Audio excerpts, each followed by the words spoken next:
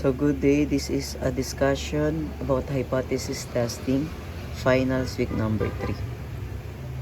So this is our learning objectives. At the end of the lesson, the learners are expected to describe the process in hypothesis testing, identify the region, non-rejection region, and the critical values, and differentiate type 1 and type 2 errors in claim and decision. So let's start.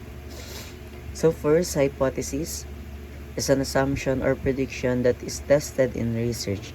It's starting point for an investigation that help answer research questions. So ang hypothesis, this is about assumption or prediction.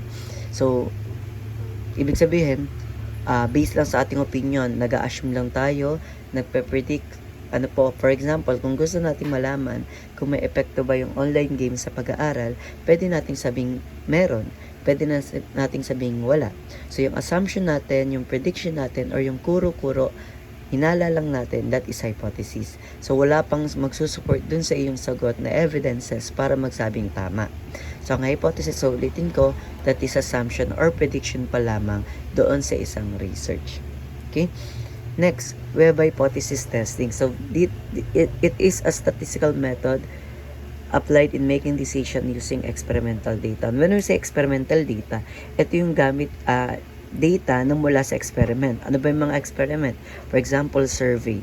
So, dito gagamit na tayo ng mga statistical method para makapag-decide na tayo kung meron ba o wala dun sa itetest natin. For example, kung gusto nating malaman kung may epekto ba yung mobile game sa pag-aaral, so magsa-survey tayo sa mga respondents natin para malaman natin kung meron bang epekto o wala. So kapag yung experimental data na nagsasabing mayroon, ibig sabihin po meron na tayong gagawing decision na nakabase doon sa experimental data na ginawa ninyo. Ibig sabihin sa hypothesis testing, hindi na siya assumption, hindi na siya prediction, kundi facts na po siya na may evidences na using experimental data na kung saan mag-a-apply na tayo ng decisions. So, ayan po yung pinagkaiba ni hypothesis at hypothesis testing. Sa hypothesis, assumption pa lamang siya or prediction. Sa hypothesis testing, dito na tayo makakapag-apply ng decision natin. So, meron dalawang types ng hypothesis. We have the null hypothesis. So, is an initial claim which the researcher tries to disprove, reject, or nullify. It shows no significant difference between two parameters. It is denoted by H sub 0.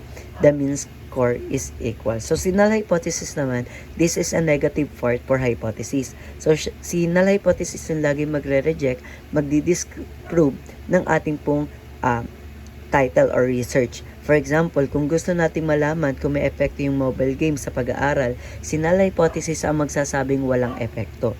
Si null hypothesis yung laging no. Lagi niyang sasabihin walang pinagkaiba, walang epekto, walang relationship. Yan lagi ang sinasabi ng null hypothesis kasi gusto niya i-disprove lagi, gusto niya i-reject lagi. So, si null hypothesis yung negative part sa hypothesis.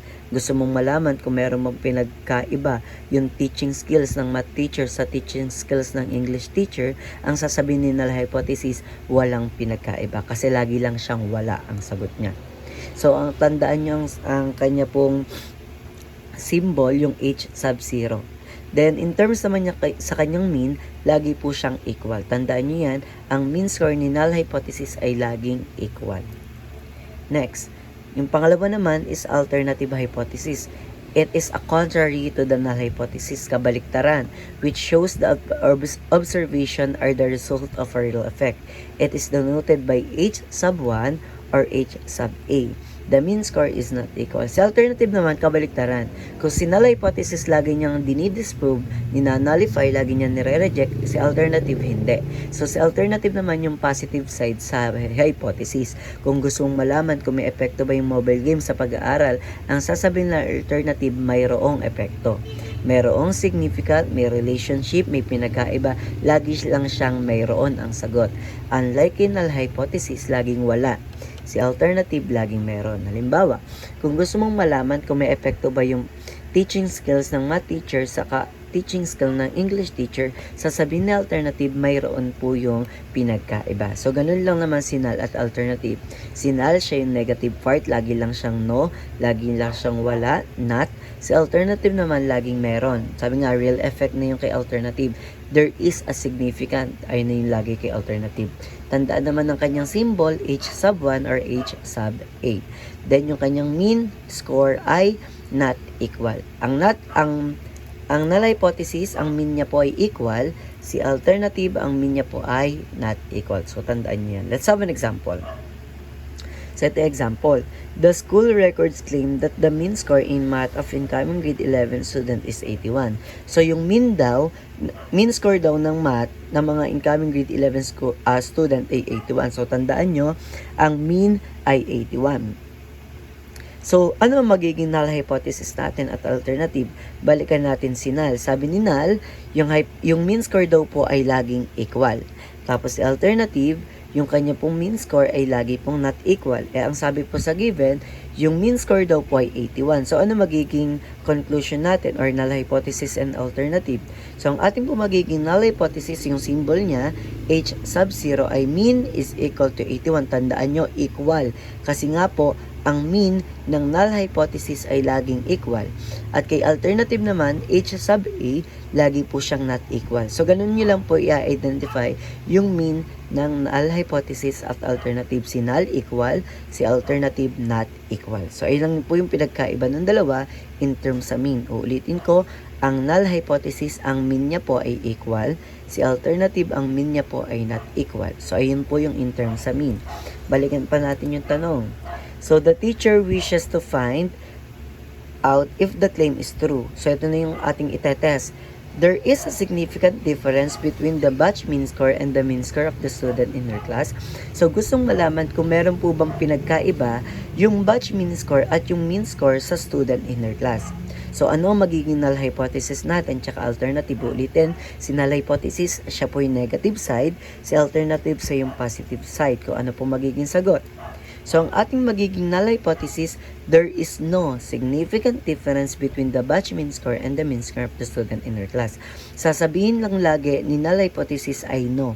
Sasabihin niya wala pong pinagkaiba yung dalawa kasi nga siya yung negative side. Ano naman ang sasabihin alternative? There is a significant difference. So, si alternative naman, siya yung magsasabing mayroong pinagkaiba. So, ayun lang po yung pinagkaiba ni null at ni alternative. Si null hypothesis, sasabihin niya wala. Si alternative, sasabihin niya pong mayroon. So, tandaan niyo po yung pag-i-state ng kanila pong sagot. Okay? So, ayan po yung null hypothesis and alternative hypothesis. Next. Pero naman po tayong type of test. We have directional test or tinatawag nating one-tail test. So sabi dyan, a test of any statistical hypothesis where the alternative, tandaan si alternative hypothesis lang yung papakailaman natin, is expressed using less than or greater than. So kung natatandaan nyo, si alternative hypothesis, yung mean niya ay not equal. So si directional naman po, gagamitan naman po natin siya ng less than or greater than. So, tandaan nyo lang, masasabi nating directional test or one-tail test kapag po ang ating pong given ay may less than or greater than. Ito lang po yung tatandaan yung dalawa. Si less than at saka si greater than. Let's have an example. The average weekly allowance of college student is less than 1,500. Ginamit si less than, therefore, ma-identify natin to na directional test or one-tail test. Kasi po, ginamit yung less than. So, ganun lang po kadali. So, ibig sabihin, ito po ay one-tail test. So, ano po magiging mean natin dan? So, ang ating po null hypothesis, yung laging equal ang mean is equal to 1,500. Si alternative, di ba siya yung not equal? Pero kapag po may given na less than, ang magiging alternative niya po ay less than din. Kung ano ang kanya pong given, sa given po natin na less than, ayun po yung kanya magiging alternative. Kasi nga, babalikan natin yung yung ating given. Si alternative hypothesis ay mag-express lang ng less than or greater than. Ang given po natin less than. Therefore, yung alternative hypothesis po natin ay magiging less than din. So, less than, ginamitan ng less than or nag-express ng less than yung alternative. Therefore, siya po ay tinatawag nating directional test or one-tail test dahil po sa salitang less than. So, kung mapapansin nyo, isang tail lang, isang shade na papunta sa left kasi nga po less than negative side. So, kaya po siya tinawag na one tail kasi isa lang po yung kanyang tail. So, another example. The average weekly allowance of college student is greater than. So, ginamitan ng greater than. So, ang magiging null hypothesis natin dyan, walang magbabago kay null, equal pa rin. Ang magbabago lang po ay kay alternative. So, ang kayang alternative naman ay greater than since ang given po natin ay greater than. So, nag-express yung alternative ng greater than, therefore, that is directional tail test or one-tail test. So, ulitin ko, kapag less than or greater than, automatic that is directional test or one-tail test. So, kung mapapansin nyo, isa lang po ang kanyang tail pero nasa kanan. Ano po kasi nga po, greater than, nasa positive side. So, next, we have non-directional test. Tinatawag naman natin siyang two-tail test. So, ito na po ay nag-express ng not equal. So, alternative hypothesis is written with not equal sign. So, mabilis lang ito matatandaan. Kapag sa given, wala pong nakalagay na less than or greater than, ibig sabihin po na not equal na yon. Ibig sabihin, two-tailed na. Ibig sabihin, non-directional. Katulad nito, the average weekly allowance of college student is 1,500. Walang less than, walang greater than, ibig sabihin non-directional yan. Bakit? Kasi yung null hypothesis niya, parehas pala equal, mean is equal to 1,500. Since wala pong less than or greater than, ano po magiging alternative natin? Ang magiging alternative natin is si not equal. So, ibig sabihin not equal, so sabi sa definition ng ating pong non-directional, pag ginamitan daw po na not equal, siya po ay non-directional or two-tailed. Kaya po ang ating pong sagot dito ay two-tailed. Kung mapapansin nyo, two-tailed, kapag po walang sinabing less than or greater than, ang shade niya po ay dalawa, magkabilang dulo, sa left at saka po sa right. So, therefore, that is two-tailed or non-directional. So, yan po pinagkaiba nila. So, ginagamitan lang po natin si alternative hypothesis ng two-sided. Kapag not equal, siya po ay two-tailed. Kapag naman po may less than or greater than, siya po ay one-tailed. Next, ito naman tayo sa rejection region. Kung mapapansin nyo yan, ano po, yung itong may shade, tinatawag natin yung rejection region. Ito pong walang shade, tinatawag po natin yung non-rejection region. Ito pong line, yung broken line sa bell curve, tinatawag po natin yung critical value. Di ba may hati pa yan dito sa gitna kasi nga po 0. So, ayan po yan. So, yung may shade, rejection region, yung walang shade, non-rejection region, at yung boundary, critical value po ang tawag yung broken line. Tandaan nyo, kapag nasa rejection region, ang ating decision ay i-reject si null hypothesis. Ibig sabihin, kapag ang tinetest natin ay nasa rejection region, nasa shade, ibig sabihin ang decision ay reject. Okay? Kapag naman po nasa non-rejection na, dito sa walang shade, yung itetest natin, ang ating po magiging decision ay accept. Ulitin ko, kapag po nasa shade ang ating itetest, ang decision ay reject.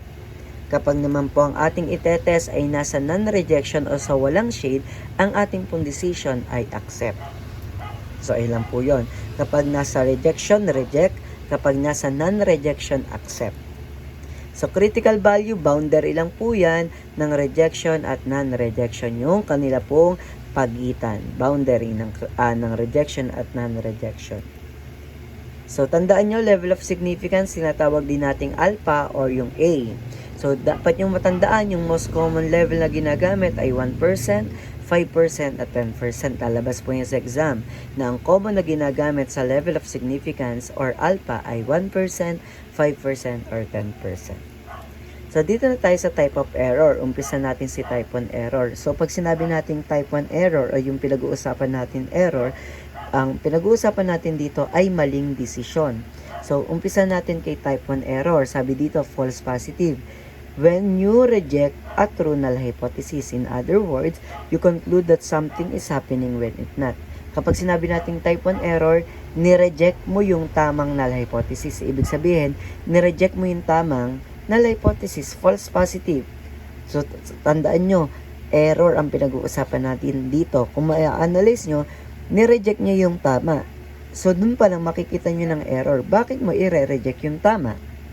Diba? That is a type 1 error. Nireject yung tamang null hypothesis. Sige po, bigyan ko kayo ng example. The English teacher's swift teaching method improves students' numeracy skills. So, ito po yung ating given. Tandaan yung decision na nireject yung null hypothesis. Ang decision po, nireject yung null hypothesis. So, ano po ba ang null hypothesis dito sa ating given? So, ang null hypothesis, ulitin ko, ang null hypothesis, siya po yung laging no. Siya po yung negative side sa ating pong hypothesis. So, ito po yun. Null hypothesis natin, the English teacher's swift teaching method did not improve the student numeracy skills. So, ibig sabihin daw, ang English teacher na mabilis magturo ay hindi na-improve ang student numeracy skills or yung math skills ng bata. So, kung i-analyze yung mabuti, yung English teacher na mabilis magturo ay hindi na-improve yung math skills. Kung sa isipin natin, totoo naman na hindi po na-improve yung math skills ng English teacher kasi English teacher siya. Bakit naman po may improve yung math skills ng bata? So, kung tutuusin, tama po yung null hypothesis natin na hindi po nakaka-improve. So, isipin nyo, tama yung null hypothesis. Ngayon, anong po ba yung decision? Sabi sa decision, nireject daw yung null hypothesis. Ulitin ko yung null hypothesis, tama yung null hypothesis. So, ang ginawa, nireject yung tamang null hypothesis. Kung mapapansin nyo, error yon. So, therefore, that is a type 1 error. Kasi nga po, nireject yung tamang null hypothesis. So, that is a type 1 error. Next naman, type 2 error. Kabaliktaran naman, inaccept niya yung inaccept yung maling null hypothesis. True negative. Tinanggap yung mali. So, kung mapapansin nyo, error yan. Bakit niya naman tatanggapin yung mali? So, accept a false null hypothesis.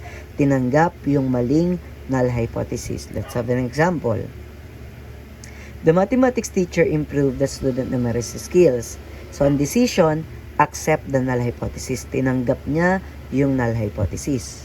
So, ano po ba yung null hypothesis? Null hypothesis natin, the mathematics teacher did not improve that student numeracy skills.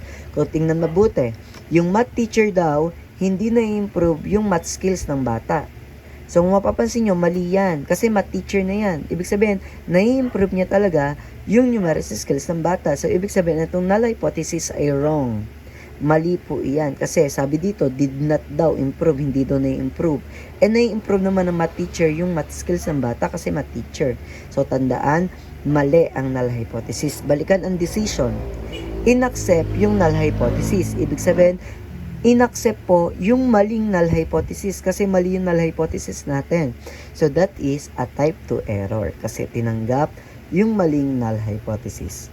So, ayan po ang type 2 error. So, paano naman po natin malalaman kapag no error? So, mabilis lang yan.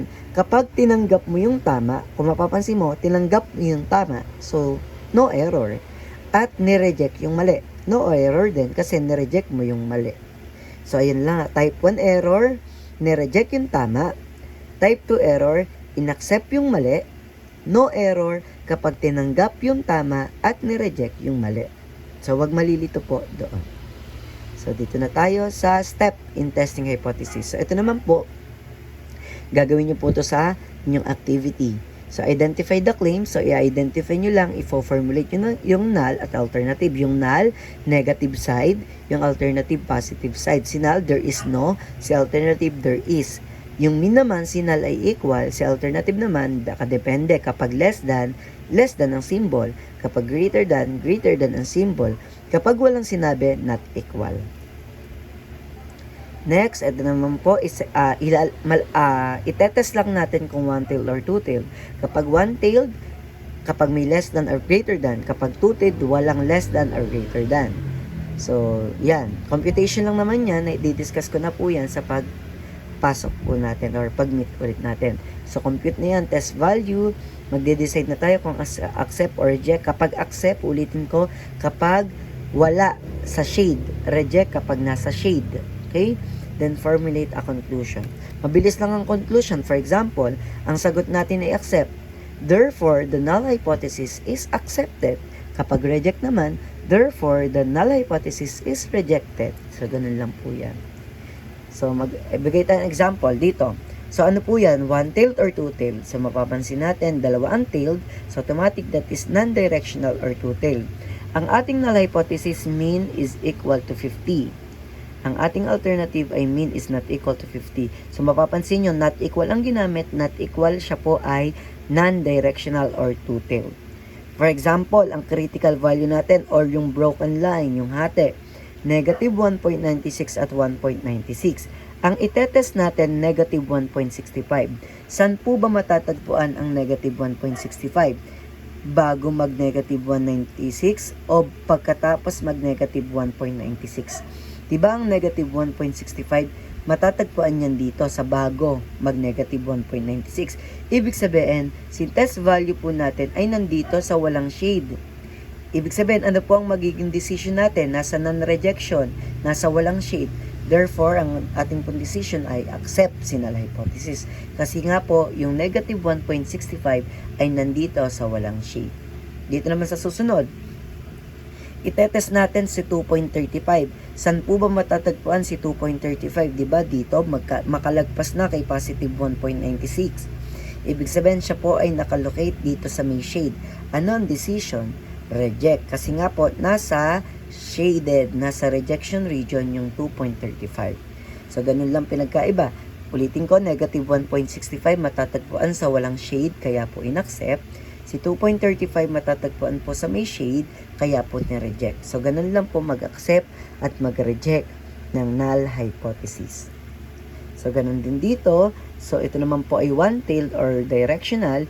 Ang itetest natin ay negative 2.05. Matatagpuan po si negative 2.05 dito bago mag-negative 2.53. Kaya ang decision dan ay accept kasi po nasa walang shade. Si negative 2.88 naman dito yung matatagpuan, makalagpas. Kasi nga po negative 2.88 nasa shaded. Ang decision po ay fail to accept or ang ibig sabihin ay reject po si null hypothesis. So ayan po ang ating pong discussion sa null hypothesis, alternative hypothesis, at sa ano pa. So, ayan po ang ating pong discussion sa hypothesis testing. So, pwede nyo pong ulit-ulitin yung discussion or yung video ito para po mas clear po sa inyo. So, thank you so much. I hope you enjoy our lesson for today. Thank you.